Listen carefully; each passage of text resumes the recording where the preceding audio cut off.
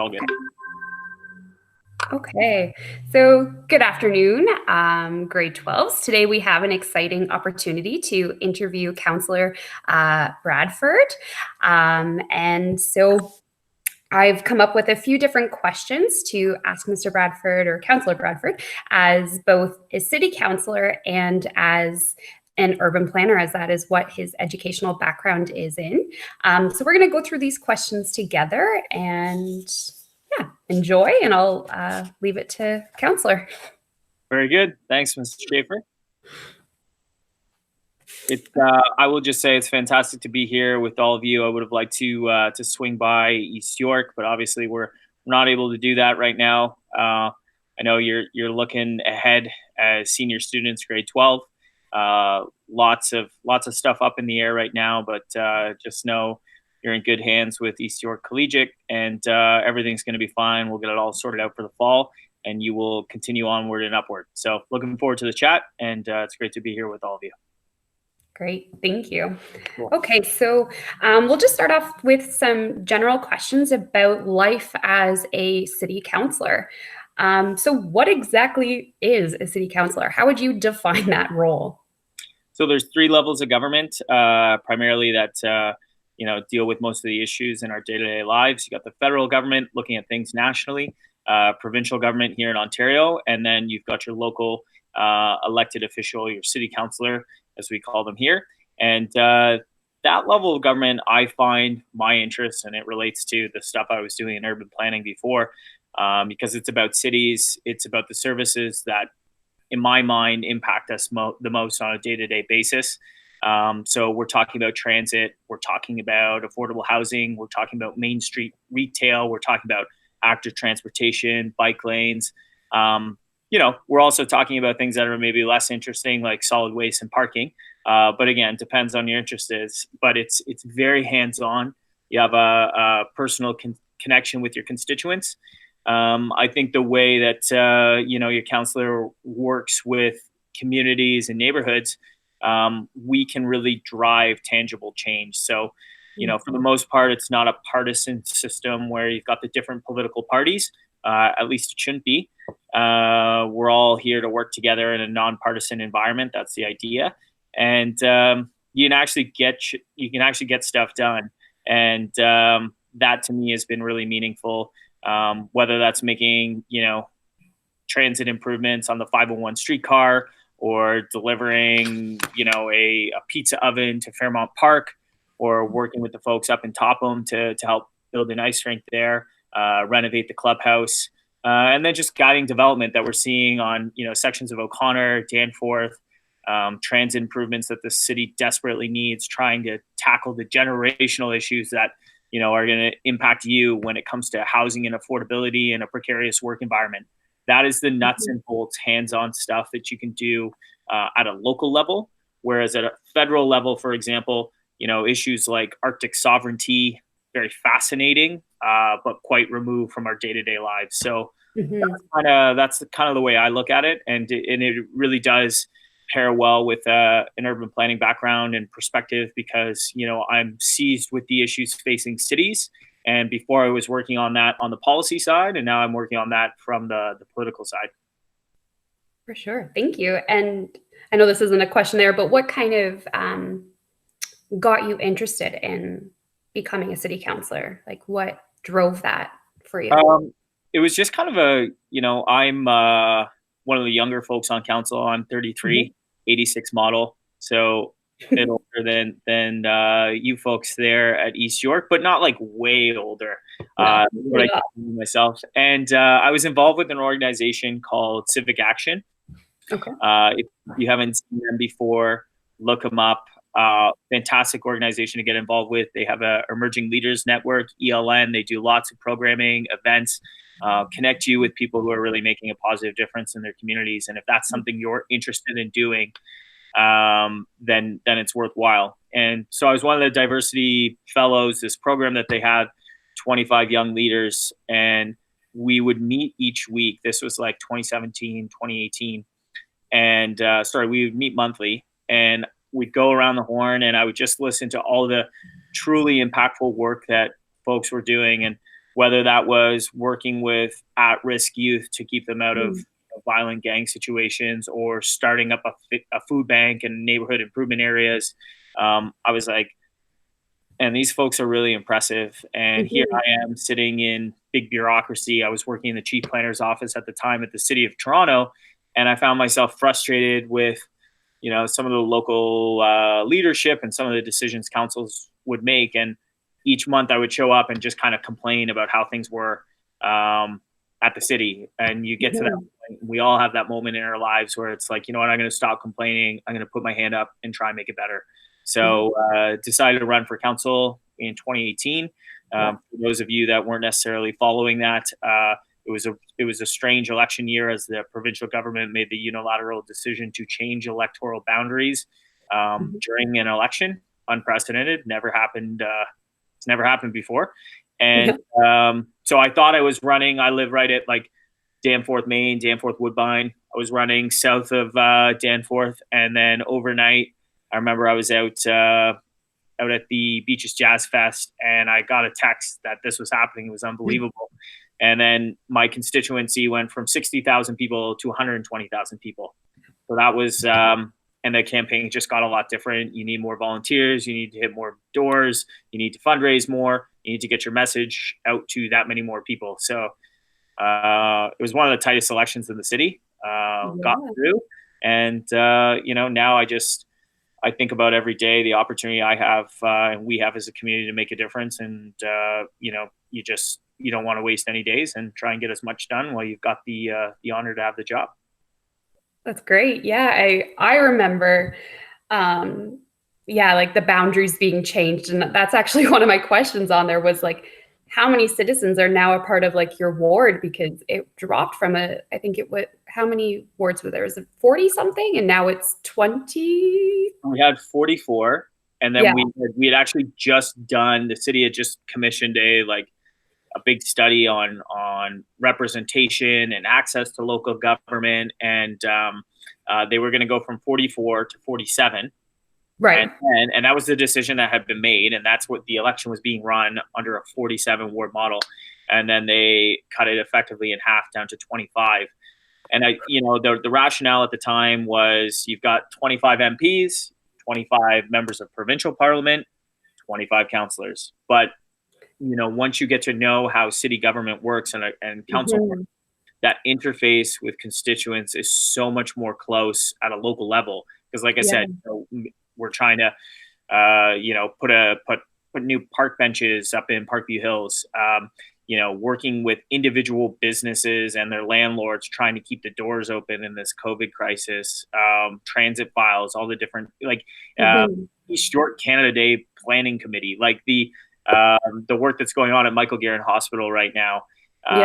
It's just all of that stuff takes place at a local level. And nobody expects a MPP or an MP to necessarily be involved in that, but they definitely want their councillor there. So trying to extrapolate the work that a councillor does over a federal riding, has been challenging. But we're all responding. Yeah, no, I definitely don't doubt that. But you're the man that will get the job done for the Beaches East York ward for sure. And yeah, congratulations on that. That's a really great accomplishment, and I'm sure everyone's looking forward to see what you can accomplish. And so that leads to another question, would be, what are your personal goals for your ward as a city councillor? What do you want to see being done? What are the issues that really matter to you? The issues that matter to me are I think about the city that we have now, and then you try and forecast, look ahead. What is the city that we want to be? And what sort of steps do we need to take to get there? So if you have a vision for Toronto, not just next year, but, and this is sort of the planning perspective, but look 5 years, 10 years, 20 years down the road, what type of city do we want to be? And how does that manifest itself when it comes to housing options or employment opportunities or transit? I think about, again, as a younger councillor, generational equity. So, and what that means is the decisions that are being made today are going to have a disproportionate impact on millennials, on Gen Z, on folks behind us. And so, you know, being in the privileged position of a decision maker, I need to have that generational lens when we're making transit investments or housing decisions, or thinking about how we can create a more stable and robust employment market in this city, because it's not so much about, you know, the folks who have been doing it for a long time and benefited from the growth of this city. It's about the folks who are coming up and the city that we're going to be for them. I think that there's been a tremendous amount of success in the city of Toronto, and we see that everywhere. We have more cranes in the sky, more investments, billions of dollars of investment in our real estate market, but that success has not been felt equally across the city. So that's, you know, concerning, because, you know, if our city doesn't work for the most vulnerable folks, it doesn't really work very well for everybody. That's my view.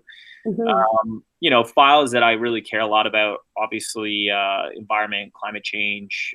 I think that's a generational issue. Again, back to that equity piece. Actual transportation, I think, is super important. I'm a, you know, big pedestrian and cycling advocate. I do a lot of work on that front, and have tried to use this position to drive that sort of change. You know, so the big project this term, kind of before all of this COVID stuff derailed things a bit, but, you know, I really want to see a complete street on Danforth. So as a major east-west artery in the city, and a very large right-of-way, we need to make sure that our streets are safe for all people and all modes of transportation. And obviously, when we look at the numbers over the past number of years of pedestrian and cycling related fatalities, those vulnerable road users are having a hard time out there. So decisions that we can make and try to make that situation better, and a complete street on Danforth is super important. And then Main Street businesses, not just related to this COVID situation, but I've had a strong Main Streets campaign engaging with landlords, local businesses, residents on how we can create vibrant Main Streets, whether that's, you know, Queen Street East is always the poster child for vacant storefronts. It's in the news all the time, but it's not just Queen, you know, it's Kingston, Gerrard, Danforth, O'Connor, St. Clair, Coxwell. There's challenges on all these. And how can we create an environment where, particularly like new entrepreneurs, often young folks who are, you know, creative and energized and maybe have a great idea and want to get up and running, but that can be really challenging in a business environment like the city of Toronto. Our planning regime, our building requirements, the zoning bylaw, all of that stuff. It's cliche to say red tape, but like there's a lot of hurdles and barriers in place for people who want to take an entrepreneurial idea and turn it into a new business. And I think that government should be involved in helping to remove barriers when it comes to access, when it comes to opportunity.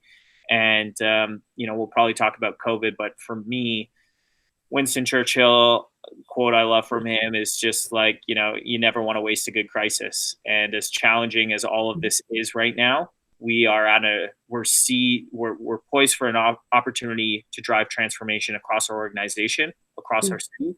What is it going to look like on the other side? And how can we use this really unique moment in history to drive some of that change a lot faster than it would have happened otherwise? Yeah, for sure. Yeah, we'll definitely get into some COVID related questions, but no, that's great. Wow. Thank you for sharing your goals and your aspirations for your community. And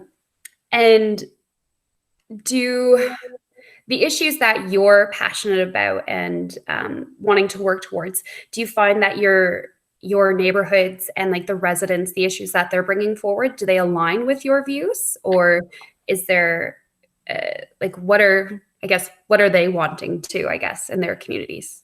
Yeah, I just think it's so important to listen to people. Like I spend most of my time like listening. Like you tell me what your issues are, what we can work on together, and how I can help, and how you can help, and how we can work together. So I think that is such an important part of any job, really, is being constructive about it, seeing where there's an alignment of values and opportunities to get things done. And just, you know, one of the big takeaways I've had from the year and a half I've been doing this is you need to proceed with both patience and urgency.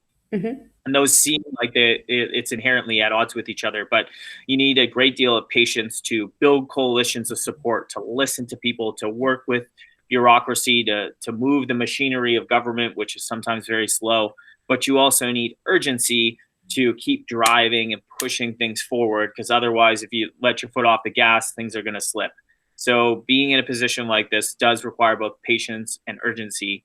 And, I think with respect to folks' issues or concerns, hopes, aspirations, and Beaches East York Ward 19, like definitely the biggest thing I hear about, is probably concerns around vacant retail, around strong main streets, and then also road safety.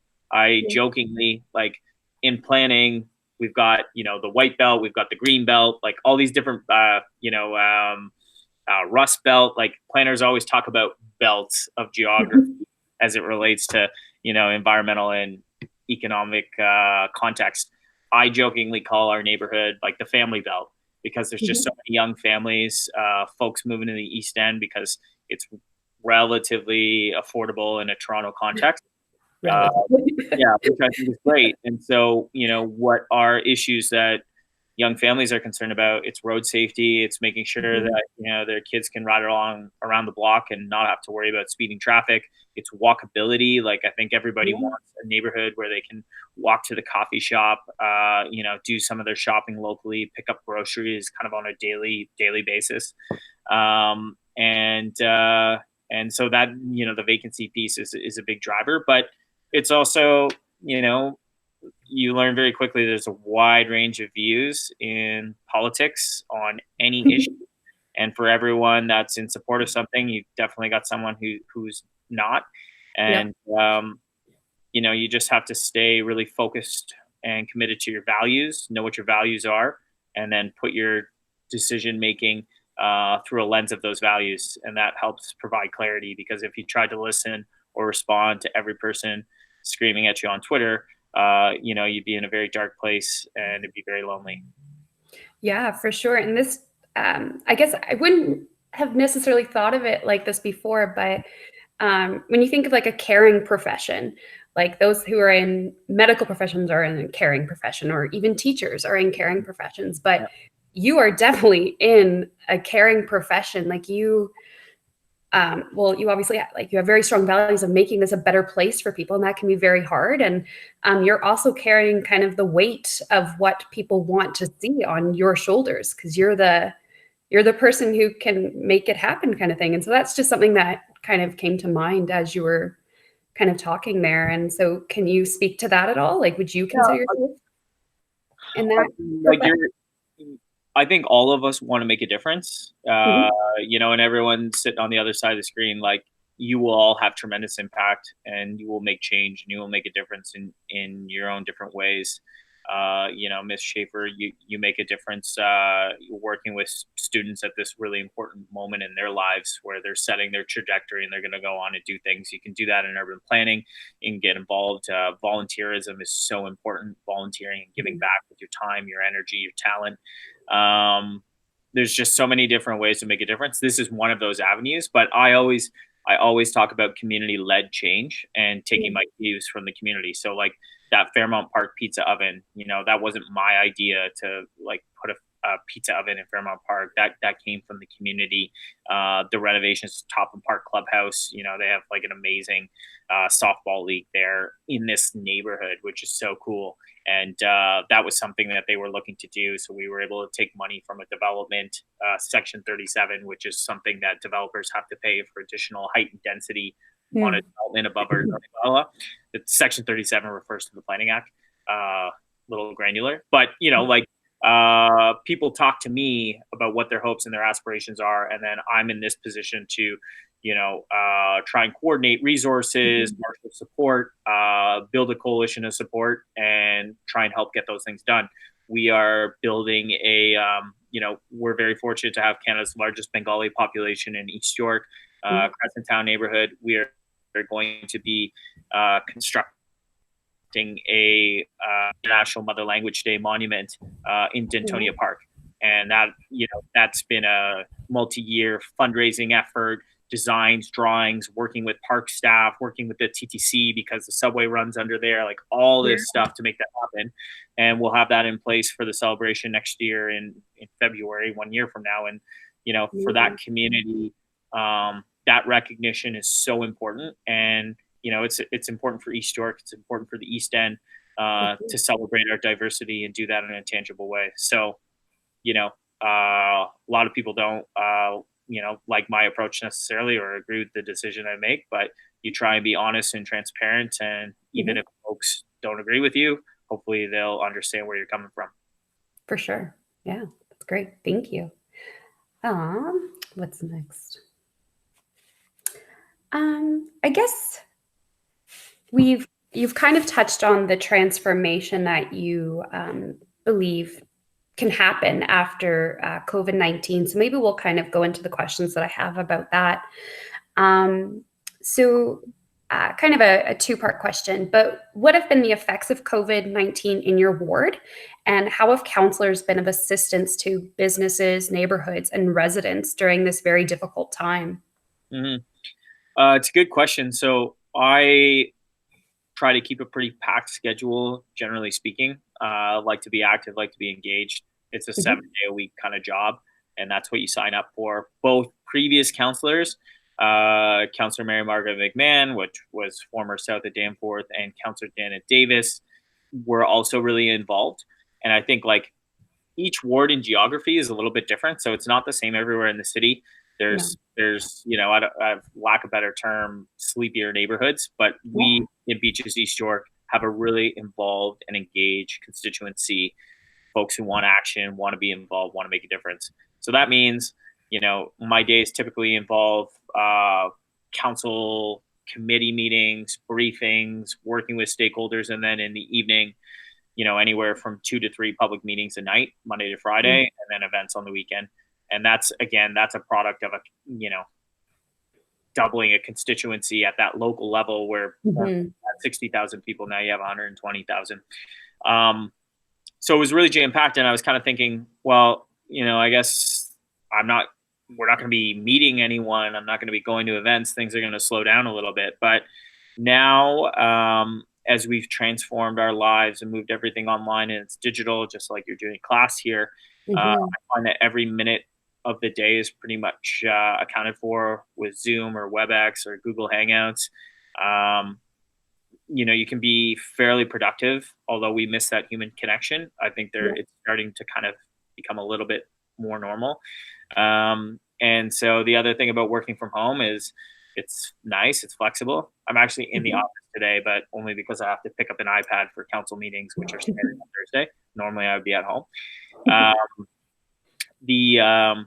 The thing is, when you're working from home, you're kind of always at work. So if somebody wants to have like a phone call or a meeting at like 9 o'clock at night, kind of like, yeah, like I can do this, or 8 in the morning or whatever. So that's what it looks like. In terms of the impact, I've been really moved by how our community has responded. And I think it's this, again, we have this moment where despite being physically apart, we actually are coming closer together than we ever have before. And this crisis is unique in that it is a global crisis. You look at like SARS, for example, last pandemic, that didn't, there wasn't an outbreak everywhere. Like that was a Toronto problem. There were a few jurisdictions. You look at like the housing crisis, 08, 09, market crashing. That was really like, a lot of that took place in the US because of their financial institutions, and some markets were hit a lot worse than others. Toronto, aside from 6 to 8 month period, largely was insulated from that. But this is a global crisis and it requires a global response. How that response takes place is different in each community. So I've been overwhelmed and really inundated with the amount of outreach of folks, our neighbors or friends looking to help out, whether that's donations to a food bank or connecting service providers with, hand sanitizer. Folks are dusting off their sewing machines, making masks for people at Michael Garron Hospital. This last weekend, I did a big fundraiser called Crush COVID. I rode my stationary bike inside for 24 hours straight, and we raised $200,000 for Michael Garron Hospital. It like blew my mind, the outpouring of support. And I think that's because people, it was crazy.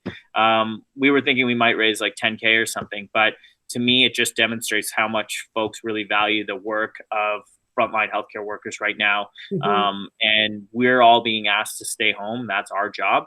But they don't have that option. They have to show up every day, put in the hours to try and keep us safe. So we have more than 400 participants join on an online platform called Swift, riders from around the world, 40 teams doing fundraising. And yeah, we did 215 grand for frontline healthcare workers. So Incredible. being able to Congrats. be in this position, oh, it was emotional. It was extremely moving. But being, able to use this office in the position to bring people together in different ways is, something I'll never forget. And again, it goes back to trying to make the most of the time that you have while you have it.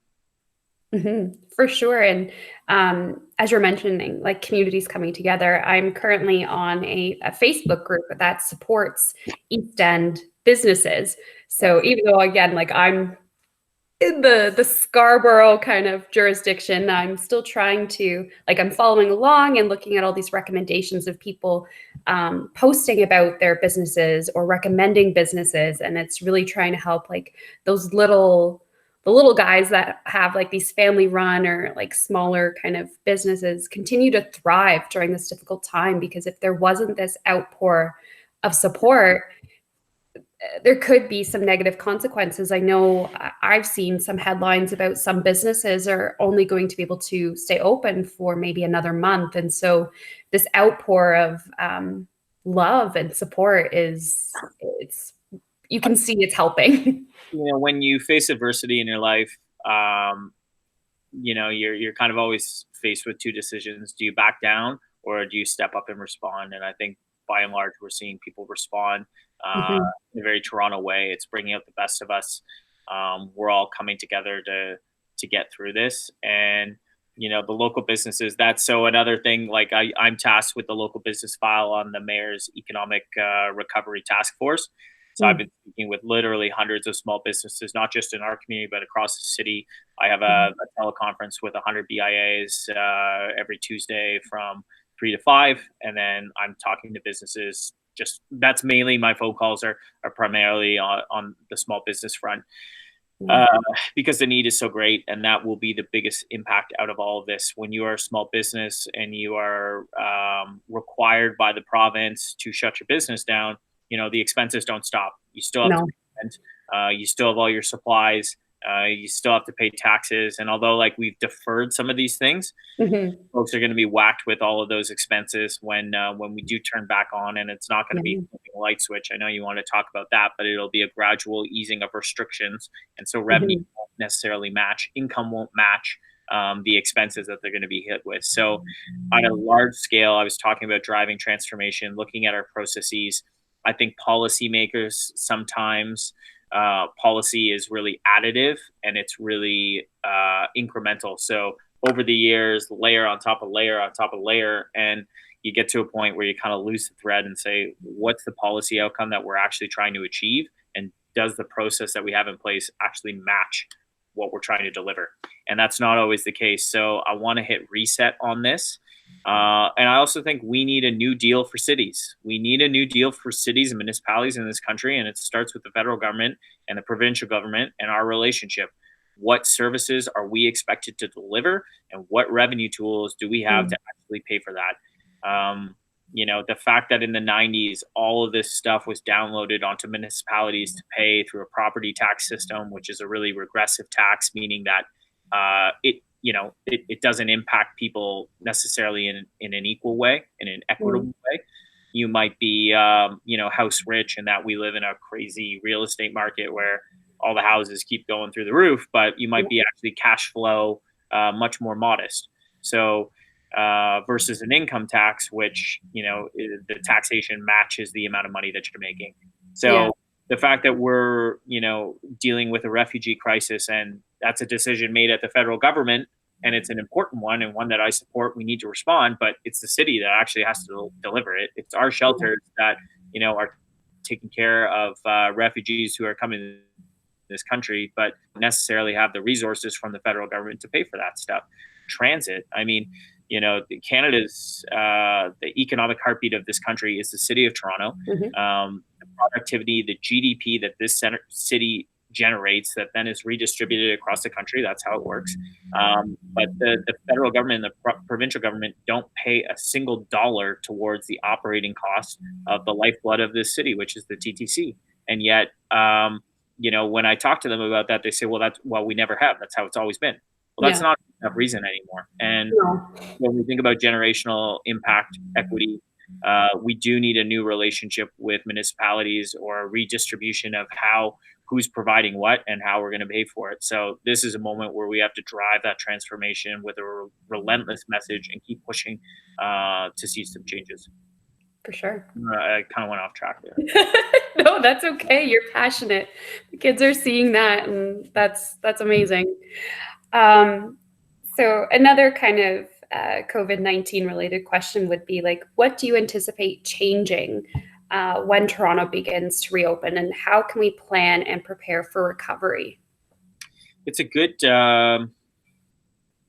question. I think it's one that's top of mind for everyone. Everyone I talk to, like, when's everything going to turn back on? When are we going to be able to go back to work? When are we going to see our neighbors? It's not going to be that simple. Yeah, I don't have a crystal ball. I think, like, from we have to listen to the advice of our health professionals. Dr. Davila here at the City of Toronto, her counterparts at the province and the feds, they're going to make those calls. I would never, as an elected official, undermine anything that they're doing. They are the experts. That said, I think what we need to see is you look at the trends in terms of the increases of cases, and we want to see that flattening and stabilizing, which we have. But that's not enough. We need to actually see them still start to go down, and not just like a couple days. Like yesterday, we were down like 50 cases in the province, but we need to see it consistently going down for a number of weeks, I think. And then it's going to be an easing of restrictions. So not everything, like I said, flipping the light switch and turning things back on. It's more of a dimmer switch and ramping back up and easing things. I think that some things will go back to the way they were, but also some things will probably be post-COVID change forever. I don't know if you can see outside my window, but there's nothing. So I'm on Bay Street here downtown. There's nothing there. The street is empty. Dead zone. Yeah. And so it's crazy. So what we say, as planners and, in council, we spend tens of billions of dollars for incremental, marginal gains in our transit system, marginal gains in our road capacity network. And yet you look outside, if we just shifted the way we worked a little bit, we're in the most extreme scenario. But if there was a moderate shift or some flexibility for school, for work, for life, I think we actually have a ton of capacity inherently built in there. It's just we're not using it very smartly. So from a city building perspective, from a planning perspective, from a transportation network, thinking about things like that. And I think you're going to see a lot of organizations that say, oh shit, this was challenging at first, but 6 weeks, 8 weeks, 10 weeks, 12 weeks into this, we're kind of rolling with it. It's actually working. In some cases, people are more productive. And maybe you don't go to work downtown 5 days a week. Maybe it's 2 days a week.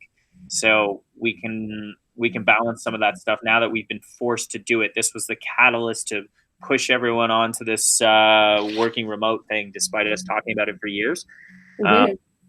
We might be in a position now where you start seeing some organizations, and then that frees up resources. Maybe you don't need to lease all that additional office space, Class A office space downtown, prohibitively expensive. Maybe you can put those resources into other things, whether that's, training or reaching new markets or education or whatever. I think that's real opportunity for companies as well. And then it becomes a conversation of okay, if I'm not making that 9-kilometer commute from our neighborhood downtown, what do my trips on a day-to-day look like? Well, they're probably a lot more local. They're probably going to the coffee shops on O'Connor or Knuckle Sandwich on Coxwell or whatever, shopping locally. And then if I'm shopping locally, how am I going to make those trips? I want to walk. I want to take my bike. Active transportation. And so I run a bike team and we work with a bike shop, and they're not selling a lot of bicycles right now, but they are having a lot of folks come in with their old beater from the back of the shed, rusty chain, Yeah. flat tire, coming in for service, getting it tuned up, and they're starting to ride again because, again, this is that like catalytic moment where people are re-examining things, and bicycle makes a lot of sense for folks right now. So I think you could see stuff like that. For sure. Last week, I watched a webinar with the Urban Land Institute and with Dr. Richard Florida, who's a professor at U of T. And it was really fascinating. It really touched on the question that I just asked you about, like, how we can plan for recovery. And one of the interesting things that I found was that there's going to be push and pull factors. So factors that are going to push people out of the city, and then pull factors that are going to bring people to the city. And one of those points had to do with like remote working, and recognizing now that people don't have to be at the office 5 times a week, kind of thing, and that may pull people out of the city because they can work remotely. And I think of my mom. My mom is coming from Caledonia, Ontario, so south of Hamilton, and drives to Toronto 4 times a week. And so now that might change a little bit. And that's a hell of a commute. It is, but she's very happy. She's very happy with her job and wouldn't trade it for the world. She doesn't mind the commuting, but that's one thing that might pull people out of the cities or kind of push them out. Trying to remember what else was kind of discussed, but transportation. I think he mentioned that we're going to see a shift in that maybe, although I don't think there's been a lot of like traction with like the fact that mass transit has led to more cases or anything like that, but there could still be that fear and uneasiness of people. And so we might see a resurgence of people maybe using cars and going back to that rather than public transit. Can you speak to that at all? Or I think so I'm on the TTC commission as well. That's one of the, it's a commission, but like a board that I serve on. And we have tried our best, aside from the layoffs and service reductions that we just announced last week. So the TTC is hemorrhaging money right now, about $20 million a week. Ridership only at like 15-20% of what it is. And again, this goes back to the operating dollars. We do not see a nickel from any other level of government. The city of Toronto, it's frustrating for everyone because fares go up every year and service doesn't necessarily get better. So as a consumer, that's really frustrating and annoying. But the challenge is, it's one revenue tool in the city of Toronto. We can't carry debt. The only tool that we have is a property tax base.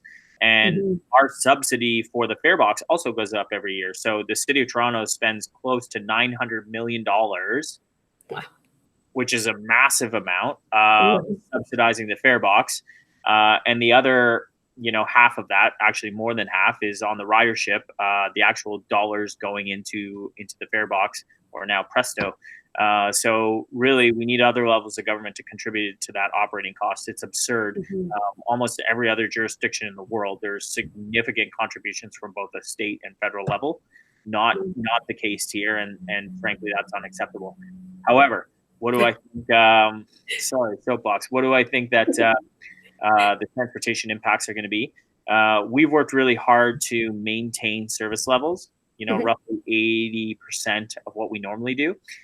We've gone to rear door boarding. Our drivers are in like a plexiglass sort of box to try and keep the distance and keep them safe. But it's been hugely challenging.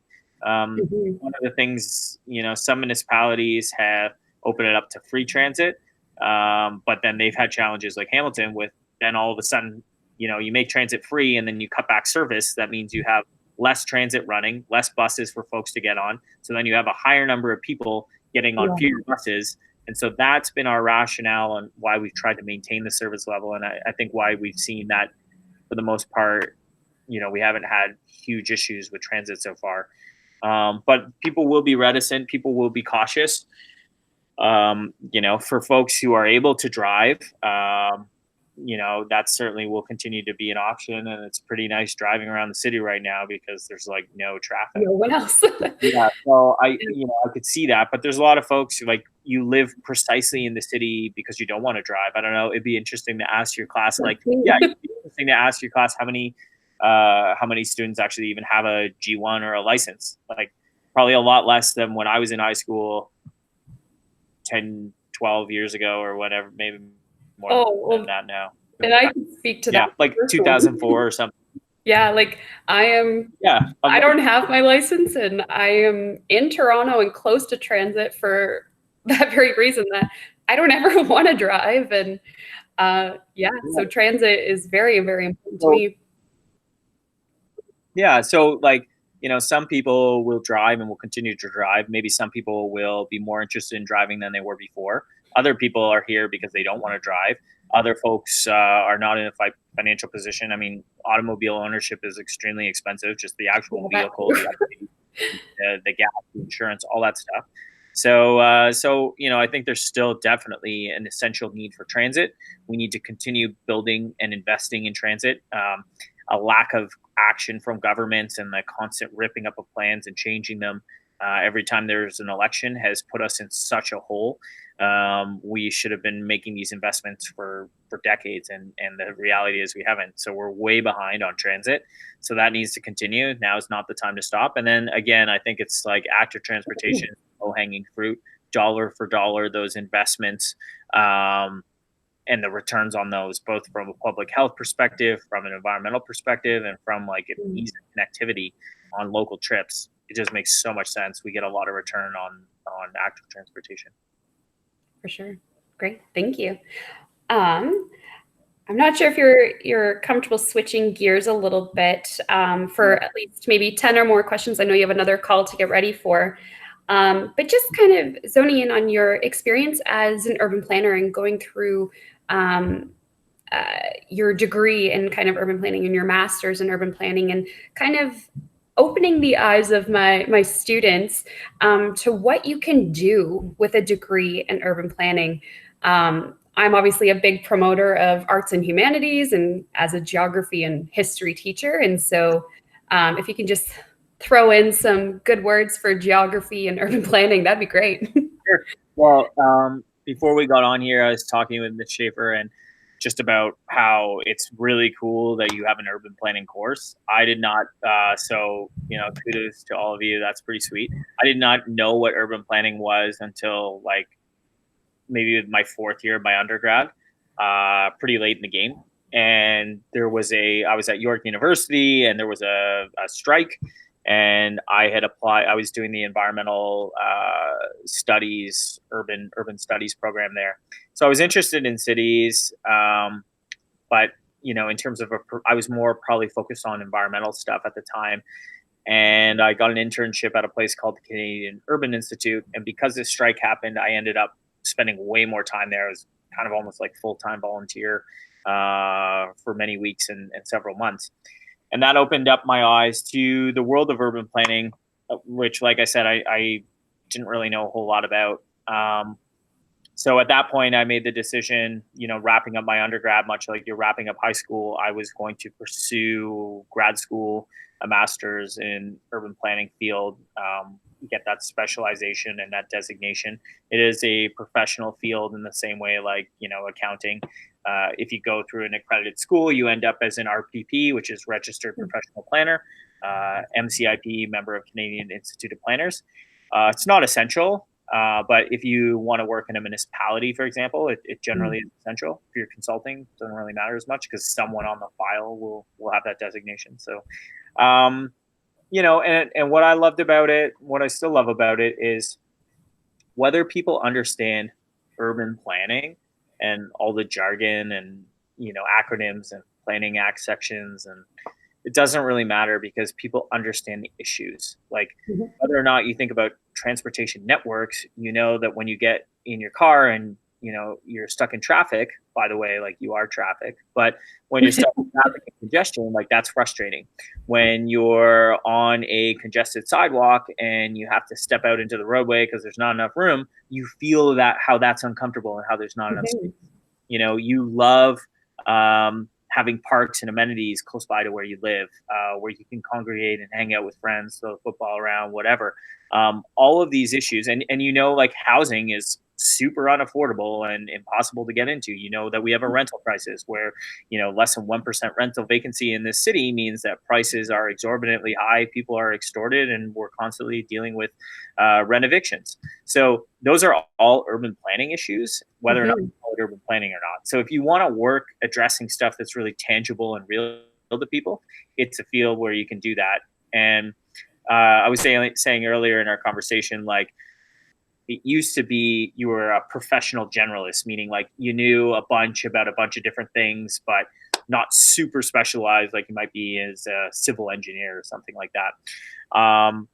That skill set, the ability to write, the ability to be an effective communicator, and the ability to do stakeholder consultation serves you extremely well in a myriad of fields. You see urban planners in, very senior administrative roles. You see urban planners leading public consultation. You see urban planners, doing research and data collection at think tanks. Urban planners leading very successful private sector firms, consulting on a variety of projects across countries and around the world. So it's not a career where if you pursue it, you're really limited in a particular way. Like I went into, I don't know what an example of a field that might be like, but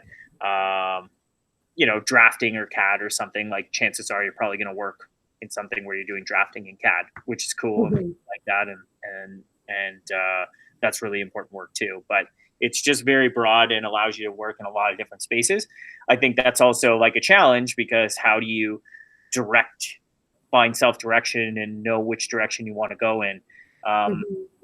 So having a good, building out a network of mentors and people that you look up to and folks that you can connect with for advice and guidance has always really served me well and been very helpful. And folks have been so generous with their time and their advice. That makes a huge difference. I had a mentor who told me to read a bunch of different books kind of when I was coming out of grad school. So a few years down the road than you are, but might still be helpful. One was What Color is Your Parachute, which is really just, it's sort of like, what are your interests? What type of connector are you? How do you see the world? How do you engage with people? Are you introverted? Are you extroverted?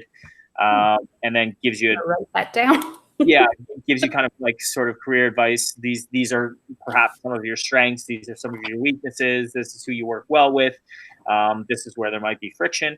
Another one was Dig Your Well Before You're Thirsty. It was kind of like a cheesy 80s sales book, but the idea of building relationships with folks and understanding how you can work together and not just like, oh, hey, I'm looking for a job, like I need a job, but having meaningful connections with folks that are based on, I guess, meaningful relationships, and that you find ways to work together, you share values and alignment, and then, you're never really looking to have a transactional relationship with someone. You're having like a meaningful relationship based on values, friendship, collegiality, and then that opens doors for folks as well. My career path, I started in the. Should I talk about this? Yeah, feel free. I started in the private sector at grad school. I got really involved for the first time. So in high school, I was not a model student. I was not involved in. I don't know if that's bad advice. I wasn't though. Nope, it's all good. And I was involved in things. I played rugby. That was like my focus. I barely got into school. I had imposter syndrome in that, like every time I would look at, so I was really nervous about going to school. I started at Laurentian University, and which was amazing. Sudbury's beautiful. You're on a campus, lakes, water, Canadian field country. And then, buckled down for the first time. And my marks really improved. And then I had an opportunity to kind of pick what school I wanted to go to after that. I wanted to play rugby. I went down to Guelph. I ended up transferring to York to study geography. But yeah, Guelph love. All that is to say, grad school was the time I actually started getting involved in school.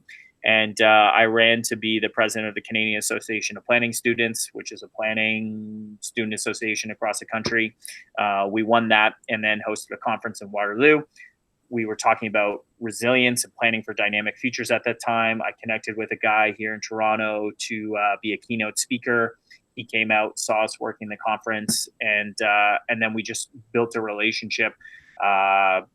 Stayed in touch, and 7, 8 months later, as I was finishing, brought me in for some interviews at his firm, and then started work. I was there for 3 years, working on transit projects and urban design across Canada, which was really cool. The cool thing about the private sector, the pace of work is relentless, and you're constantly chasing work, writing proposals to get more work. But the variety of the projects that you see is very fascinating, because they're projects from across the country. You're not limited in scope. You can go after really any types of city building projects. So that was cool. The research I had done in grad school was on community energy planning. So again, like, what are the land use decision impacts? Land use decision, how does that impact the greenhouse gas emissions, the energy demand profiles of particular neighborhoods? So like residential, low demand during the day, high demand at night; commercial, high demand during the day, low at night. Like, just understanding that relationship and planning our neighborhoods so that they can be more efficient. Well, anyways, I had interviewed a guy on that in grad school. He called me up, and 3 years later invited me to come down to Boston, Massachusetts, and work on policy, on energy policy down there. So I was in the US for a few years. And then I came back to the city of Toronto, worked on the public side in the chief planner's office at the time, chief planner Jennifer Kiesbat. It was fantastic. She was my boss at the private sector firm. I was working for her there. So, like, that's the point about dig the well before you're thirsty. Build these relationships on values, connections, and that will always serve you well. But it's a fascinating field to be in. You can do a lot of cool stuff. Yeah, that's great. Thanks. Again, like, if I could go back to school right now, I think urban planning would be the direction I'd go in. Again, I'm cognizant of the time, but one like more kind of personal question for myself. Is the housing prices, are they ever going to go down? Am I going to be a renter for life? It's I don't know. I mean, I saw a funny article in the paper like last week, talking about the impact of COVID-19 and how now there were going to be like predatory buyers. And I just thought that was hilarious. Like, in a market that has, I don't want to say extorted, but like, obviously it's been a seller's market. And people have just had to compete, bidding wars, 10, 20 offers, things going for hundreds of thousands of dollars over asking prices. It's been absurd and completely unattainable and not sustainable. So it's funny that this article was positioning it as predatory buyers. I'm like, give me a break. Like, buyers, people trying to get in the market have been, just it's totally against the odds to land it. But I think that from a planning perspective, one of the things I've been talking about and pushing through Planning and Housing Committee is something we call the missing middle. So in Toronto, this is, I don't know, it's kind of in the weeds maybe, but if you look at our type of growth and development, you see a lot of really big towers, and then you see a lot of single detached houses, kind of like in East York, and not a whole lot in between. That is the missing middle.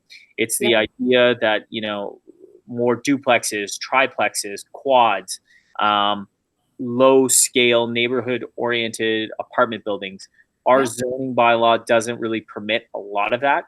And yet that would be a way to add something that we call gentle density, meaning more people in not high in the sky, but not too low to the ground. The impacts are very manageable. It still fits in the context and the character of our neighborhoods, still has the look and feel of what we love about our neighborhoods, but opens up more supply. So, the housing market in some respects can be, it's more complicated, but supply and demand. And when you only have one type of product, limited supply, unlimited demand, like our rental market, where we have less than 1% vacancy rental rate, that's where people lose. That's where it becomes unaffordable. So providing more options from a zoning perspective, which is a planning issue, to introduce that gentle density, that missing middle, that's a long-term play that we really need to, we're behind on it, and we need to reconsider. The legacy of all of that is too detailed. 2003, post-amalgamation, the city of Toronto amalgamated all the zoning bylaws and official plans from the former boroughs, municipalities, brought it under one.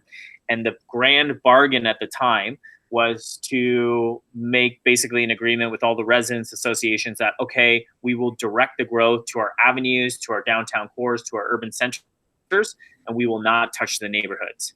That has been called yellow belt. And so another belt term, because if you look at our official plan and our zoning, yellow is the color we use for like single detached low rise residential. So much of the city is actually colored in yellow on our zoning and our OP because of that grand bargain back to amalgamation. And at that time, 20 years ago, nobody thought Toronto was going to have the growth and the pressure that we're experiencing today. So we need to lift that. We need to ease some of those restrictions. We need to introduce more supply. We have more supply. We have more options. More options. There's going to be some more affordability. Okay, so in a roundabout way, yes, one day I might be able to afford a house in Toronto. For sure, for sure. That's the goal. Everybody should be able to have an affordable place to live, for sure. For sure, for sure. Well, again, I don't want to keep you too long. I want to take the opportunity to thank you so much for spending your afternoon with myself and sharing your knowledge and your goals and aspirations for not just your ward, but the city as a whole, and definitely providing insight into this difficult and unprecedented time and what you think will kind of happen in the coming weeks, months, etc. Very much, Schaeffer, and thanks for everyone who've made it this far into the feed. And if folks have any questions or follow-ups, you know, I'm happy to answer or whatever. I'm on social media or email councillor_Bradford@toronto.ca. If you have questions about planning school, whatever, shoot me a note. Thank you. Thank you so much. And yeah, I hope you have a great afternoon. And I hope one day we get to meet in person and I can have you come in and address the class in person, because I miss that contact. But yeah, we'll do it again sometime. And, you know, hope everyone stays well, stays healthy. Great. Thank you. Bye-bye. Bye.